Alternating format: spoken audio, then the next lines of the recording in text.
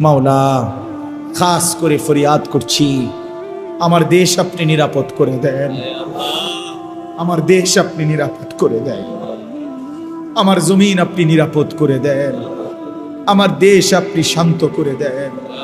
আল্লাহ, আমার দেশ রক্তে জমিন ভেসে গেছে, মায়ের চোখে পানি ঝরছে, বাবার কান্নায় আকাশ ভারী হয়ে গেছে। আল্লাহ, ওই মায়ের চোখের পানি মুছবে কে? বাবার চোখের পানি মুছে দেবে কে? মাওলা, আমার জমিন শান্ত করে দেন, প্রতিটা মানুষের জান মাল ইজ্জত আবরুর হেফাজত করে দেন। আল্লাহ, আপনি যা উত্তম তা ফয়সালা করে দেন। আনতা আহকামুল হাকিমিন, ফাল্লাহু খায়রুন হাফিজান ওয়া হুয়া আরহামুর রাহিমিন। মুরব্বীরা, আপনারাও বলেন, 60 বছর বয়স, চাচা এখনো বিড়ি সিগারেট খানার বদ অভ্যাস ছাড়তে পারলেন না, কোন দিন ছাড়বেন চাচা? আর সময় হবে না? আপনার ছেড়ে দেওয়ার টাইম আর হয় নাই, এখনো হয় নাই। 60 বছর হায়াত, এখনো চা দোকানে টেলিভিশনে নাচ গান নর্তকের ছবি দেখার এই বদভ্যাস আজও গেল না চাচা। এখনো বেড়ি দেখনের অভ্যাস ছুটলো না। ছি ছি ছি ছি ছি, লজ্জা ওই বুড়ার জন্য, ওই চাচার জন্য লজ্জা করলাম। ছি ছি ছি ছি, মুসলমানের বৃদ্ধ মানুষ এতটা বেহায়া হয় কি বলেন? 60 বছর বয়স, এখনো কথা কইলে আক কইলে গালি ছাড়া কথা কইতে পারে না, এমন অসভ্য অভ্যাস আছে না? আপনি ছাড়বেন কখন?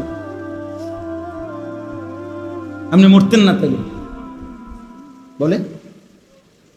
আপনি মরবেন কখন তাই? আল্লাহ আমাদেরকে বুঝ দান করেন, আল্লাহ আমাদেরকে বিবেক দান করেন। আমরা প্রত্যেকে দয়া করে, প্রচন্ড গরমের ভিতরেও আমি আপনাদের কাছে অনুরোধ করছি, বাপ আলহামদুলিল্লাহ আপনারা অনেক দিল দিয়া বসছেন, মনোযোগ দিয়া হায়াতের কদর করে। যুবক ভাই তোমরাও, বাবারা আপনারাও, আমরাও, ওলামায়ে কেরাম আমরাও, সবাই সবাই নিজেকে ইনসাফের সাথে ভাবেন, আখিরাতের প্রস্তুতি কেমন। এ দুনিয়ার সুবিধা অসুবিধা সব শেষ হয়ে যাবে।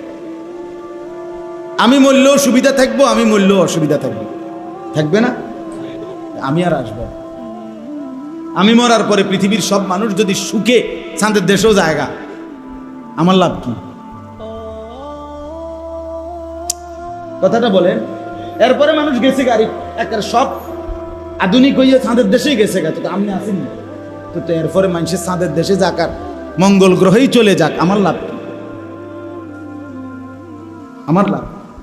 যে মানুষগুলো হযরত নূহ আলাইহিস সালামের জামানায় মারা গেছে, ওরা আজকে কত বছর কবরে অপেক্ষা করতেছে। ইব্রাহিম আলাইহিস সালামের জামানায় যারা মারা গেছে, তারা আজকে কতদিন কবরে পড়ে আছে। ওহো, খোদার কসম, কবর প্রতিদিন নবীজি বলছে, ডাক দিয়া বলে, আনা বাইতুল দুধ, এই দুনিয়াবাসী আমি কবর পোকামাকড়ের ঘর, আনা বাইতুল ওয়াহদা আমি বড় একাকিত্বের ঘর। নেট নাই, একে এতেই এত অস্থিরতা, কিন্তু কেউ নাই। এখন কেমন?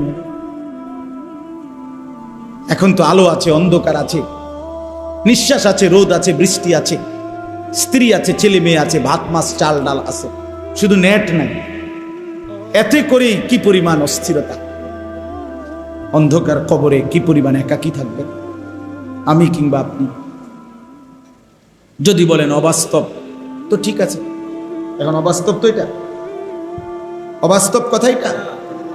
তাইলে প্রতিনিয়ত কেউ নিজের পরিকল্পনাতে কেউ মরে না রে বাপ, তো কে কে একজন নিয়ে যাচ্ছে প্রতিদিন কবরের দিকে। আল্লাহ নবী সাল্লাল্লাহু আলাইহি সাল্লাম বলেন, কবর ডাক দিয়ে বলে, আমি একাকিত্বের ঘর। 3 নম্বরে, আনা বাইতুল গুরবা, আমি অপরিচিত ঘর।